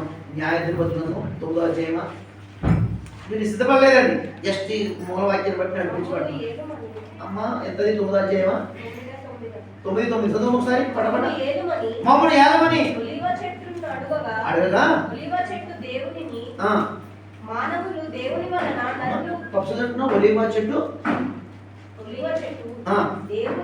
దేవునిని మానవులను దేని వలన నరులు సన్మానించుదురో ఆ నా తైలమును ఇయ్యక మాని చెట్ల మీద వచ్చేదనా. దేవుడికి స్తోత్రం. అని ఏముందండి ఇక్కడ? నువ్వు మా మీద రాజుగా ఉండాలి. ఒలివ చెట్టుని అడిగారంట. అడిగితే నేను నా పని మానేసి, ఏంటంటే దీని పని ఒలివ తైలం ఇవ్వడమా కాదంట. ఇవ్వటం మానేసి నేను మీ మీద ఓగటానికి పెంచడానికి వస్తానని ఇవి చెప్పింది. ఇంకెవరు చెప్పారంట? ద్రాక్ష చెట్టు కూడా మధురమైన ద్రాక్ష రసాన్ని మానవుని దేవుని సంతోష పెట్టాలి, నాకు ఖాళీ లేదు ఎదురమ్మందంటే. ప్రెసిడెంట్ గా నిలబడమని ఎలక్షన్ పార్టీలో అడుగుతారు. ఈ ద్రాక్ష చెట్ని, ఒలివ చెట్ని, అంజూరపు చెట్ని. ఈ ముగ్గురు మాకు వద్దు బాబు, రాజకీయాలు మాకు వద్దు, మేము క్రైస్తవులం, ప్రభు నమ్ముకోవాలి, ప్రభు నమ్ముకో, మాకు ఓట్లు వద్దు, డబ్బులు వద్దు, ఇవన్నీ మాకు అవసరం లేదు, మాకు దేవుడు ఇచ్చే ప్రతిఫలం ఎక్కువైపోతుంది, మేము దానికి పంచిపెట్టుకోలేకపోతున్నాం, కాబట్టి మేము అటు ఇటు ఊగి మిమ్మల్ని ఊగిసులాడే అవసరం వెళ్ళేటోళ్ళు కాదు మేము, మా పార్టీ ఎప్పుడు వేసే పార్టీ. దేవుడికి స్తోత్రం. మా ఓటు ఎప్పుడు వేసేది. దేవుడికి స్తోత్రం. ఏదో లోకంలో వేసినప్పుడు ఏదో ఒకటి వేస్తాం తప్ప లోకానికి ప్రభుత్వానికి లోబడి కాబట్టి ఓటు వినియోగించుకుంటాం. కానీ మా ఓటు ఎప్పుడు ఎవరికంటండి? ఎవడు మన ఓటు ఎప్పుడు ఎవరికి వేయాలి? ఎలక్షన్ 5 సంవత్సరాలు వస్తాయి, కానీ క్రైస్తవులు ప్రతిరోజు ఓటు ఎవరికి వేయాలి? అదేదైనా సరే, ఏ ప్రోగ్రామ్ అయినా సరే మన ఓటు వేసేకే ఉండాలి. మనం ప్రభువునే గెలిపించుకోవాలి. ఇక్కడ అంజూరపు చెట్టు, ఒలీవ చెట్టు 3 ఇంచుమించు ఒకే సమాధానం చెప్పింది. ఒక చెట్టు ఏంటంటే అదేంటంటే ముండ్ల చెట్టు దగ్గరికి వెళ్తే, ముళ్ళ పొద దగ్గరికి వెళ్తే వెంటనే వెళ్తానని చెప్పేసి అట్లన్నింటినీ దక్కి పడేసినాయి అంట. దేవుని స్తోత్రం. అంటే ఒలీవ చెట్టు ఏం చేస్తుందంటే దేవుడు తనకి ఇచ్చిన ఆధిక్యతని, దేవుడు తనకి ఇచ్చిన అంటే తలాంతిని మరిచిపోతుంది. దేవుని స్తోత్రం. నా తైలం నుంచి ఏం చేయాలనుకుంటే ఇక్కడ మానవుని దేవుని ఏం చేయాలనుకుంటుందండి? దేవుని సంతోషపెట్టాలి. దేవుని స్తోత్రం. మనము దేవుని సంతోషపెట్టే వారంగా ఉండాలంటే ఒలీవ చెట్టు వలె ఉందము కాక. కాబట్టి ఇప్పుడు మనం బ్రతికి ఎందుకండి? ఇప్పుడు దేవుని సంతోషపెట్టలేని బ్రతుకు ఒక బ్రతికేనా? దేవుని తొక్కు పెట్టే బ్రతుకు మంచిదంటారా? మౌనంగా ఉన్నారంటండి. సంతోషపెట్టే బ్రతుకు బ్రతకాలి. ఎంతకాలం ప్రభుని నడిపించామన్నాం, కనీసం ఈ శివ దినాల్లో అయినా ప్రభుని సంతోషపెట్టాలి కదా. ప్రభు మనం అర్థం చేసుకోవాలి కదా, ప్రభువు సమీపంగా బ్రతకాలి కదా, ప్రభు యొక్క నాడేంటో మనకి కనుగొనాలి కదా. దేవునికి స్తోత్రం. కాబట్టి గమనించండి, ఒలీవ చెట్టు ఏం చేస్తుందంటే నాకు ఇవ్వబడిన ఆధిక్యత, నాకు ఇవ్వబడిన పని మానేసి నేను మిమ్మల్ని సంతోషపెట్టాను, నాకు పెత్తనాలు అవసరం, అటు ఇటు వచ్చి మీ మీద నేను ఊగవలసిన కర్మ నాకు లేదు, నేను ఊగడానికి పుట్టించుకోలేదు, నేను ఊగి మీ పక్షం కొంతసేపు ఒకటి కొంచెం గాలితే ఇప్పుడు ఊగుతుందండి, ఇటు కొంచెం గాలితే అంటే అర్థం ఏంటండి? అటు ఇటు ఊగే వారంగా ఉందాం. మనం ఆలయాన్ని సంతోషపెడదామా? మన నేను ఆలయానికి ఇద్దామా? చెప్పండి. అలా కాదు, అలా ఉండకూడదని ఈ ఒలీవ చెట్టు ఏం చేస్తుందంటే దేవుడు నాకు ఇచ్చిన తైలాన్ని బట్టి దేవుని సంతోషపరుస్తాను, ఇంకొక పని నాకు వద్దు, మీ అకౌంట్ నాకు వద్దు, మీ ఆఫర్ లావలే పండే అన్నట్టు. దేవుడి స్తోత్రం. దేవునికి మహిమ కలుగాక. అంటే లోకంలో వచ్చే ఏమండి ఆ పదవులకి, లోకంలో వచ్చే ఆ యొక్క సభ్యత్వానికి అన్నింటినీ డిలీట్ పట్టుకుని నేను దేవుడిని సంతోష పెడతానని ఒక వైరాగ్యం కలిగితే ఒలీవ లక్షణం. దేవుడికి స్తోత్రం. ఈరోజు ప్రభువుని సంతోష పెట్టాలంటే మనం లోపం వస్తే ప్రతిదాన్ని ఏం చేయాలి? మనం విడిచిపెట్టాలి. వద్దు అవన్నీ మాకు వద్దు, మా ప్రభు మాకు అని చెప్పేసి మీరు అందరూ తృణీకరించినా పర్లేదు. కానీ ఏమండి లోకం ఇచ్చి అన్ని ఇచ్చే వాటిని మనం ఏం చేయాలంటే వాటిని డిలీట్ కొడితేనే ప్రభువుని సంతోషపెట్టగలుగుతాం. అది ఎవరి ద్వారా సాధ్యం? ఒలీవ జీవితంతో ఒక సాక్షి ఇది. అన్నీ వచ్చి మా మీద రాజుగా ఉండమంటే నేనుంటా ఎలక్షన్ లేకుండా రాజుగా చేస్తానంటారు అని అది ఇంట్లో ఎత్తనం చేసుకుంటారు. దేవుడి స్తోత్రం. ఒక ప్రాంతంలో ఎలక్షన్ జరిగియండి, ఇంకా 2 రోజులు జరుగుతున్నారుగా, అందరూ ఒక నిర్ణయానికి వచ్చేసి వద్దు యాశమోది అని గొడవ వద్దు, పలానా ఈయన్ని మనం రాజుగా నిలబెడదాం, ఈ రాజుగా నిలబెడితే మనం బాగుంటుంది అన్నారు. ఈ అభిషేక్ గారు రాజుగా పెడదాం, పరిపాలన బాగా చేస్తారు, కుర్రోడు తెలివితేటలు ఎక్కువ, నిద్రపోవడం మనం నిద్రపోవడం మంచిగా చేస్తాడని ఆ వ్యక్తిని మనం రాజుగా నిలబెట్టాము కూడా. ఆ వ్యక్తి సంతోషం ఉంటుంది కదండి. అది తెలవాలి, నిద్ర ఉంటుంది కదా. మహామహాని ఇది వరకు అయ్యి నేను చిన్న వయసులో నాకు ఇచ్చారని చెప్పేసి ఇంకా అవసరమైతే ఊరిలో ఊరి చేయాలని కూడా తెచ్చుకుంటాను. ఎందుకంటే బంధువుల దగ్గర ఉండాలి సంతోషంలో. దేవుడి స్తోత్రం. ఎన్ని ప్లాన్ వచ్చి అప్పుడు దాకా ఏముండదు, అధికారం ఎన్ని తెలివితేటలు వచ్చేస్తాయో ప్రభుని మర్చిపోవడానికి. దేవుడికి స్తోత్రం. ఏదోలా కనిపిస్తుంది కదా మీకు, నాకు అలా కనిపిస్తుంది వాటిని చూద్దాం అంటే. దేవుడికి స్తోత్రం. కాబట్టి ఒలివ వచ్చే లక్షణం ఏంటంటే లోకం నుంచి ప్రభుత్వం నుంచి ఏమంటే మనల్ని తొలగదులోసే ఎన్నో వస్తూ ఉంటాయి. వాటన్నిటిని డిలీట్ కొట్టుకుని ప్రభువుని పెట్టుకు మాత్రమే మనకి ఇచ్చిన ఆధిక్యతను కాపాడుకున్నాక. పౌరులకు ఏంటంటే ఒక నిరీక్షణ కలిగించే వారుగా ఉండాలి.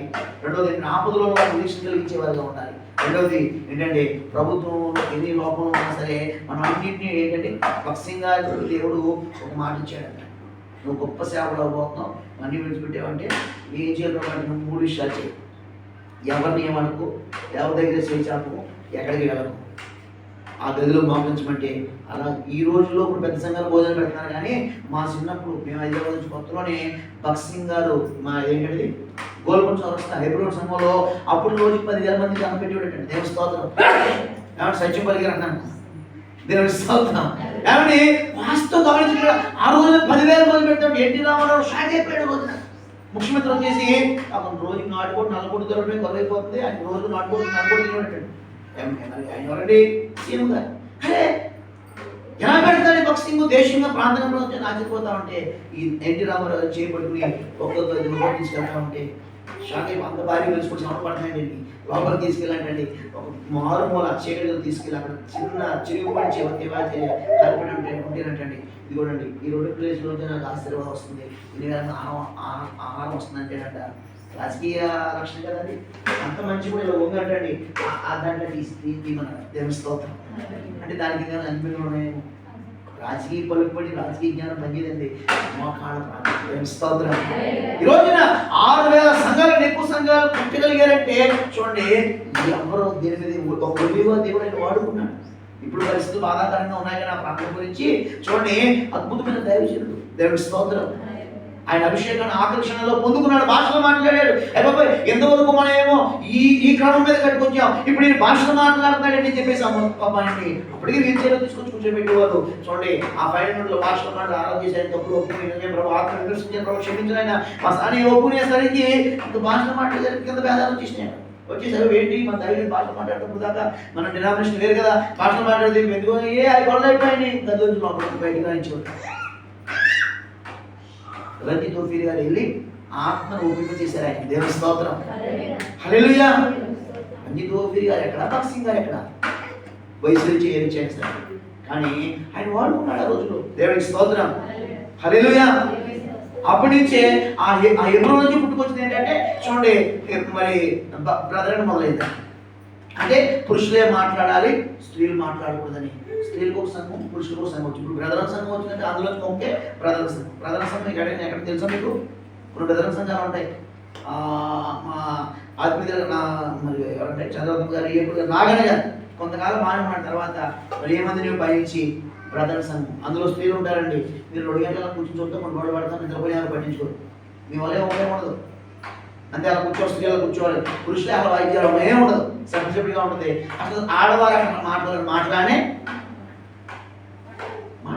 ప్రభు చెప్పాడు కదా, అసలు స్త్రీ లేకపోతే పునరుత్థానం ఏది, స్త్రీ లేకపోతే ప్రభు ఎక్కడ, ఏమంటే స్త్రీ లేకపోతే మన పేదరు సార్కి సువార్త ఎక్కడైతే నేను వేసాడండి. దేవుడికి స్తోత్రం.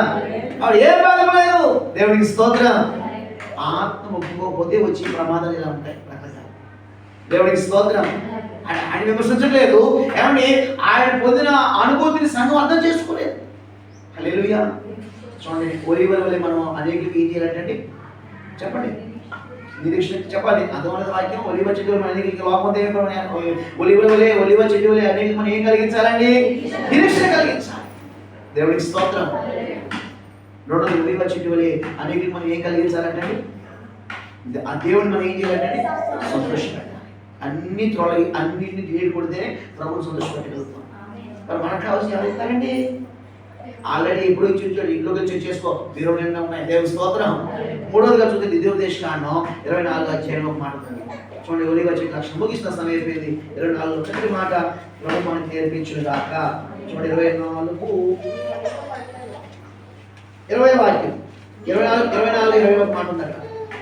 నీ ఒలివ పండ్లను ఏరునప్పుడు నీ వెనుకను ఉన్న పరిగెను ఏరుకొనకూడదు. అవి పరదేశులను తండ్రి లేని వారిని విధవరాండ్రకును ఉండవలెను.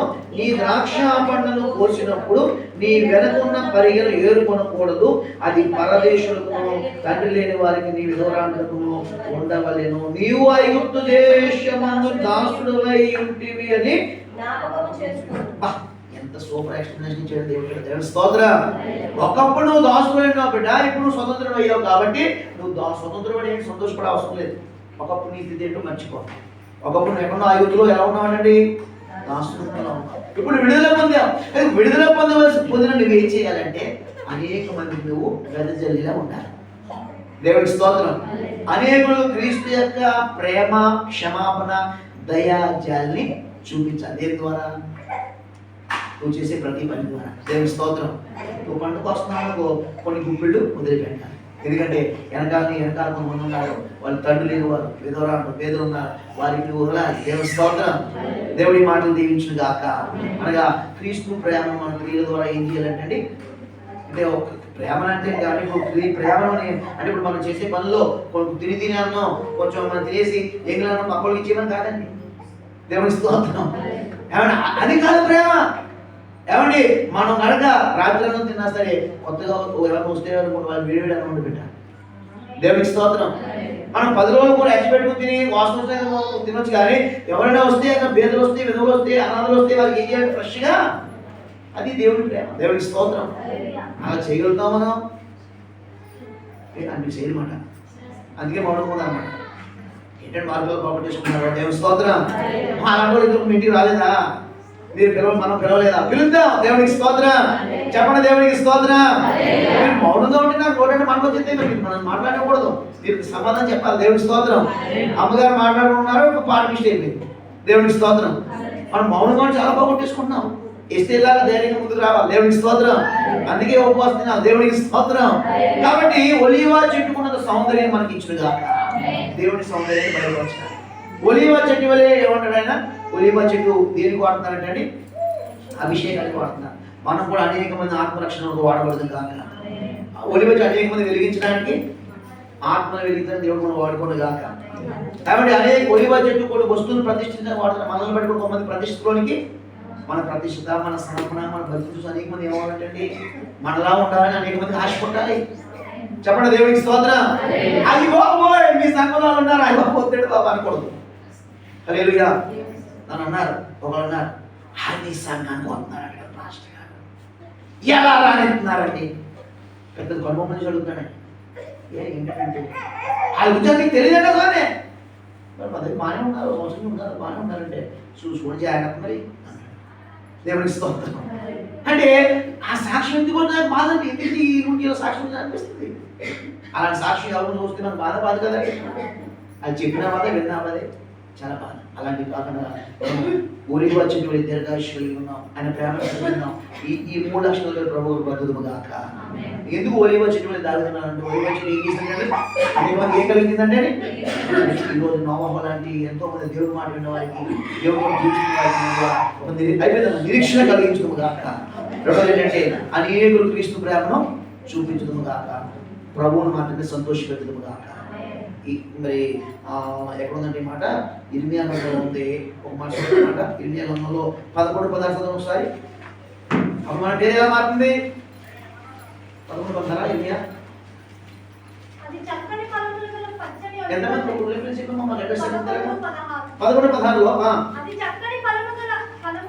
అది చక్కని ఫలము గల చాలా మంది దేవుడి మాటలు దీవించుడు గాక. మన పేరు మార్చేస్తారంట, మన లొకేషన్ మార్చేస్తారంట, మన స్టేటస్ మార్చేస్తారంట, మన పొజిషన్ మార్చేస్తారంట. ఎవరు చెప్పారు మీకు? వాక్యదారుడు మాట్లాడుతున్నాడు. చక్కని ఫలములు గల, చక్కని ఫలములు గల ఏంటంటే ఒలీవ చెట్టుగా మన దేవుడు పేరు పెట్టి ఓ క్రొత్త పేరుతో మనల్ని పిలవడానికి ఆయన దూతలను పంపుడు గాక. దేవుడి మాటలు దీవించుడు గాక. లేచిన పెడదాం. హల్లెలూయా. ప్రభువా మీకు వందనాలు, ప్రభువా మీకు స్తోత్రాలు, స్తుతి కలుగును గాక. ఓ ప్రభువా మీ వాక్యం మమ్మల్ని బలపరిచిస్తూ ఒలీవ చెట్టు వలె మేము ఎలా ఉండాలో మాకు అందరూ వచ్చి ప్రార్థన చేసుకుందాం. హల్లెలూయా, హల్లెలూయా. కృప కలుగును గాక, కృప కలుగును గాక. రాజా మీకు వందనాలు, వందనాలు, వందనాలు. నీతిమంతులమై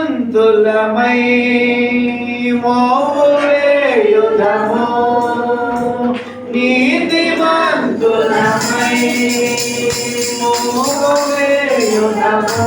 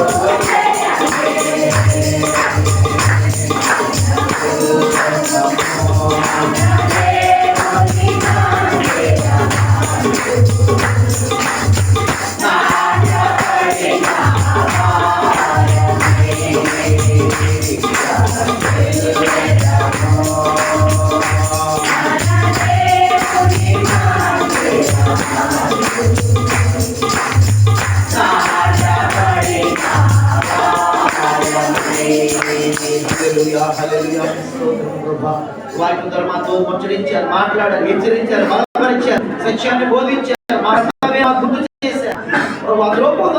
ప్రార్థన చేస్తాం. ప్రభు తేటగా మనతో మాట్లాడాడు. ఆయన నీతో నాతో అందరితో స్పష్టంగా ముఖాముఖిగా మాట్లాడాడు. ఏ భేదం లేకుండా మాట్లాడు, బొమ్మాటం లేకుండా మాట్లాడే దేవుడు మన దేవుడు. ఒప్పుకున్నా బిడ్డ తెరవు ఇప్పుడే బాధరించి ప్రభుత్వం. మీకు వందనాలు. వాక్యం ద్వారా మాతో మాట్లాడారు. నాయన ఒలీవ చెట్టు ముందు పెట్టారు, దావీదు ముందు పెట్టారయ్యా. ఒలీవ చెట్టు వలె మేము మీ సౌందర్యాన్ని చూపించాలని, మీకు దీర్ఘాయుష్యాలు బ్రతకాలని కోరుకుంటున్నారయ్యా. అలా మేము బ్రతకడానికి సహాయం చేయండి. ఒలీవ చెట్టు అనేక మంది అభిషేకించాలి, ఒలీవ చెట్టు అనేక మందికి చూపించాలి. ఒలీవ చెట్టు వలె ఎక్కువగా నీకు బ్రతకాలయ్యా. అనేక మంది వెలిగించడానికి ఒలీవ కొమ్మలాగా వాడుకోలేదు.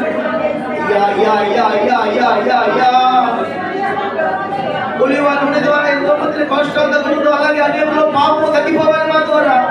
అలా ఉండాలి బాబు, సహాయం చేయాలి. ప్రార్థన ఉండడానికి ప్రార్థన చేద్దాం. ఒక నిబంధన తీర్మానం చేసుకుందాం. ప్రార్థన చేద్దాం. ప్రభావం స్థితి కలుగుతుందా? కనికరించండి, కనికరించండి, కనికరించండి అయ్యా. ఒలీవ చెట్టులు అనేకులకు ఆయన ఒక నిరీక్షణ పుట్టించాలి. మమ్మల్ని చూసిన వారు, ఆయన మా గుణాలు చూస్తున్నారు, మా ప్రేమ చూస్తున్నారు, మా జీవితాన్ని చూస్తున్నారు. నోబాబు లాంటి వారికి ఆయన ఒక ఓదార్పు రావాలయ్యా, నిరీక్షణ రావాలయ్యా. మమ్మల్ని చూసి ఎవరు భయపడిపోకూడదు, మమ్మల్ని చూసి ఎవరు బాధపడకూడదు. ఆయన కాకిలాగా మేము ఉండకూడదు. ఆయన ఆ నల్ల భావంలో ఒలీవ చెట్టు వలె, పొంగ వలె, ఆకు వలె ఏముండాలయ్యా. స్తోత్రమయ్యా, స్తోత్రమయ్యా. ఎదురు వారికి మేము ప్రభువా మిమ్మల్ని సంతోషపెట్టేలా ఉండాలి.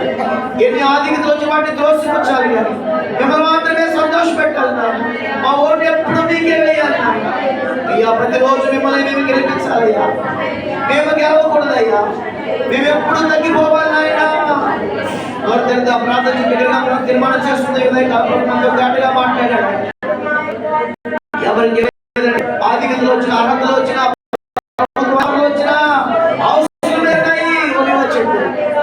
అందరి వెనక పంపేశాయి. ఏసైని నేను సంతోష పెట్టాలి, మా సృష్టికర్త గొప్పవాడు, ఆయనకే మా ఓటు, ఆయనకే ప్రాధాన్యత అని చెప్పింది. ఎస్, అలా చెప్పగలుగుదాం. ప్రభువా మీకు మహిమ నాయన. ఎస్ ప్రభువా మీకు మహిమ చెల్లిస్తున్నాం అయ్యా. పేదలు ఉన్నారు, విధవులు ఉన్నారు, పేదలు ఉన్నారు, అనాథలు ఉన్నారు నాయన. అయ్యా రెండోదిగా నీకు ఇవ్వడం తర్వాత రెండోదిగా వారిని కూడా మేము చూడాలని, నీ ప్రేమ జాడల వారికి ఆ విధంగా చూపించాలని, నీ ప్రేమ తండ్రి పేదలకి ఏదో విధంగా నాయన, నీ ప్రేమను నాయన ఏదో రూపంలో నాయన, ఏదో రూపంలో నీ ప్రేమను మేము చూపించాలని అయ్యా. నేను మా క్రియల ద్వారా, మా కార్యముల ద్వారా, మా దాతృత్వం ద్వారా, మా సమర్పణ ద్వారా నాయన ఇదో ఎంతో మంది మాకన్నా పేదలు ఉన్నారు, అనాథులు ఉన్నారు, తల్లిదండ్రులు లేని దిక్కులేని వారు ఉన్నారు, దౌర్భాగ్యులు ఉన్నారు, ఏ ప్రేమకు నోచుకుని వారు ఉన్నారయ్యా. వారందరూ మా చుట్టూ ఉన్నారు నాయన. వారి మధ్యనే ఉన్నావు నాయన. ముక్కు మోసుకుని కళ్ళు మోసుకున్నవారు మోసుకుని బ్రతకడం కాదు కానీ ప్రభా, ఇదిగో మా చేతులు కట్టుకుని ముడుచుకోవడం కాదు కానీ ఒరిగా చెట్టు వల్ల ఎలా మేము ఉండాలో నాయన మాకు మూడోదిగా దాతృత్వ గుణం మాకు నేర్పించాలి. ప్రేమ, దయ, జాలిని గుణాలను చూపించాలని ప్రభా వారు కూడా భక్తిలో ఒక భాగమని జ్ఞాపకం చేశారు. ఆ విధంగా ఉండడానికి సహాయం ఇచ్చేయండి. అలా ఉంటే ఇదిగో చక్కని పలమగా ఒలివ చెట్టుని మాకు ఒక పేరు ఇస్తారని, మంచి ఖ్యాతిని ఇస్తారని ఆయన మమ్మల్ని గోడకు మేలుకొట్టినట్టుగా మమ్మల్ని మా ఆశీర్వాదాన్ని స్థిరపరుస్తారని మాట్లాడి మాట మా హృదయంలో ఫలింప చేయమని యేసు నామములో పొంది ఉన్నాము తండ్రి. ఒకే ప్రార్థన ఆశీర్వాదం మహాపరిశుద్ధుడు గొర్రె మా తండ్రి వాక్య ధర్మంతో మాట్లాడి మమ్మల్ని బలపరిచారు, హెచ్చరించారు, ఆదరించారు. మా కర్తవ్యం ఏమిటో మా ఒలివ ద్వారా మాకు తెలియజేసినందుకు, మేమేమై ఉన్నామో, ఎవరమై ఉన్నామో, ఎందుకు ఎలా ఉండాలో అనేక విషయాలు సూటిగా, తేటగా, స్పష్టంగా మాతో కూడి మాట్లాడేందుకు మేము ఉన్నాం. విత్తబడిన వాక్యం ఆయన గోడకు మేఘం కొట్టి ఎలా దిగబట్టి స్థిరపరచబడుతుందో విత్తబడిన వాక్యం మా హృదయం మా విధంగా స్థిరపరచబడును గాక, మా హృదయంలో తల బయటికి పోకుండాను గాక. వాక్యమాలో ఫలించి వచ్చి వీళ్ళందరినీ దీవించండి, ప్రతి వారిని ఆస్వాదించండి, నెమ్మది సమాధానం దయచి ఉపవాస దీక్షలో మేము పడి ఉండగా ఈరోజు ప్రభు కుమార్తె గారి కుటుంబం కొరకు మేము సాయంకాలం ప్రార్థించబోతున్నాం. ప్రతి ఏ కుటుంబం విడవకూడదు నాయన. 42 కుటుంబాల వరకు ఉన్నాయి ప్రభు. ప్రతి కుటుంబం ఈ దేశంలో రావాలి నాయన. ప్రతి బిడ్డ మన ఉపవాస ప్రార్థనకు ముందులా ఉండొద్దు నాయన. ఒక తర్వాత ఒక నూతన కృపతో ఇవ్వబడాలి. మా స్థితిగతులు, మా పరిస్థితి, మా భక్తి రసాలన్నీ మారిపోవాలి నాయన. మా యొక్క ఆధిక్యతలు మారాలి, పెరగాలి ప్రభు. అయ్యా నీలో మేము ఇంకా ఒక మెట్టు ఎక్కాలి నాయన. ఎవరైనా మమ్మల్ని ఒక మైలు రమ్మంటే 2 మైళ్ళు మేము ప్రయాణం చేయవలసినట్టుగా నాయన అన్ని విషయాల్లో మేము ఒక ఎదుగుదల కలిగి, పెరుగుదల కలిగి, కాపుదల కలిగి నాయన ప్రభు కాపు మారిన వారంగా, వర్షం లేని సంవత్సరం చింతనొందిన వారంగా, కాపు మారిన వారంగా మేము ఉండి నాయన అనేక ఫలం మీకు ఇచ్చేవారంగా ఉంటాయి. ఎన్నో విషయాలు నాయన ఈ దినాన్ని మాకు గుర్తు చేసుకొని ప్రతి మాట హృదయం నా ప్రతి మాకు అనిపించండి. ఎన్నో విషయాలు ప్రార్థిస్తున్నందుకు, ముఖ్యంగా నాయన వాళ్ళందరూ మీరు దర్శిస్తున్నారు, ముఖ్యంగా శ్యామ మీరు ఆకర్షించినందుకు మీకు వందనాలు, తనపై నీకు ఉంచినందుకు మీకు వందనాలు, తన పట్ల నీ ఆత్మ ఉంచినందుకు మీకు వందనాలు. అలాగే ప్రభు గర్భని వారి గర్భాలిస్తున్నందుకు మీకు వందనాలు, సుఖప్రసాదిస్తున్నందుకు మీ సుజాత కార్యం చేస్తున్నారు, ఉద్యోగం వారి పట్ల ఎంతో మేలు చేస్తున్నారు, ఆలస్యమైన అద్భుతం చేయబోతున్నందుకు నాయన ఒక నిరీక్షణ కలిగించినట్లుగా, ఒక ధైర్యం కలిగించినట్లుగా, ఒక మంచి ఖ్యాతి కలిగించినట్లుగా కొంతకాలం శ్రమ పెడుతున్నందుకు, నిలవబెట్టినందుకు, పక్కన పెట్టినందుకు మీకు వందనాలు. మీకు మహిమ నాయన ప్రతి వారిని దీవించండి. పసిబిడ్డలు మన బలహీనతలు మేము గద్దిస్తున్నాం. కీర్తన విషయంలో, ఇమానుయేలు విషయంలో, ఎవరి విషయంలో అందరూ మీ కృప కలుగునుగా. మహిళలందరినీ అందరూ బలపరిచి మహిమ పొందమని కృపాక్షాంతి 20 రోజులు ఒక వరహోరిగా మేము ప్రభువా నాయన భారత ఆత్మ నింపబడిన ఆయన ఎంతో వేదన భరితంగా మేము ప్రార్థించిన ఆయన ఈ మనోహరమైన పండుగ మేము జరుపుకుని ప్రభువా నాయన ఇస్తేరు కాలంలో, నెహమ్యా కాలంలో ఒక పండుగ వాతావరణం మాలో నెలకొన్నట్లుగా ప్రభావిత సంఘాలు మీ కార్యం జరిగి మహిమ పొందవచ్చు, వారి విషయాన్ని నడిపించమని. ఎవరి వేదనలో, దుఃఖంలో కన్నీరుతో వచ్చారో మాకు తెలియదు నాయన. మేమైతే ముఖములు చూసి పంపిస్తున్నాక హృదయాలు చూసే గొప్ప దేవుడు నాయన. మనంత హృదయాలు తెరవబడినగా, హృదయంలో దుఃఖము, కలవడం కొట్టివేయబడినగా, ఏ దిగులుతో బ్రతుకున్నా దిగులుపోయి గొప్ప ధైర్యంతో అలంకరించబడదుగా. వారికి ఆధారాలు ఏవైతే కోల్పోయి నాయన, ఎవరు చెప్పులేక నాయన దిక్కుమిక్కులుగా ఉంటున్నారో తండ్రి, వారందరికీ గొప్ప నాయన నిరీక్షణ కలుగునుగాక, ధైర్యం కలుగునుగాక, కృప కలుగునుగాక. ఈ మందిరానికి వచ్చి ఎవరు సిగ్గుపడకూడదు, మందిరానికి వచ్చి ఎవరు నాయన సిగ్గు విడిపడకూడదు, ఎవరు నాయన ఓడిపోయామనే ఫీలింగ్ రాకూడదు నాయన. ఎందుకంటే మమ్మల్ని ఓడిపోనే దేవుడు నాయన. ధైర్యపరిచి నాయన గొప్ప జయంతో పంపించమని యేసు నామములో ప్రార్థించి పొందుతున్నాము తండ్రి. యేసు రక్తమే, శిలువ రక్తమే, ప్రభు యేసు రక్తం సంపూర్ణించి అపవాది నాశనం కలుగునుగాక. ఇప్పుడు మన పరమ తండ్రి దేవుని శాశ్వతమైన ప్రేమ, కుమారుడు యేసునాథుని కృప, ఆదరణకర్త పరిశుద్ధాత్మ దివ్య సన్నిధి, సమాధానం కూడిన మనందరకు సర్వలోక పరిశుద్ధులకు జరగబోతున్న ఉపవాస దీక్షలకు ఆయన కృపాశీర్వాదము తోడై నడిపించి ఆశీర్వదించును గాక.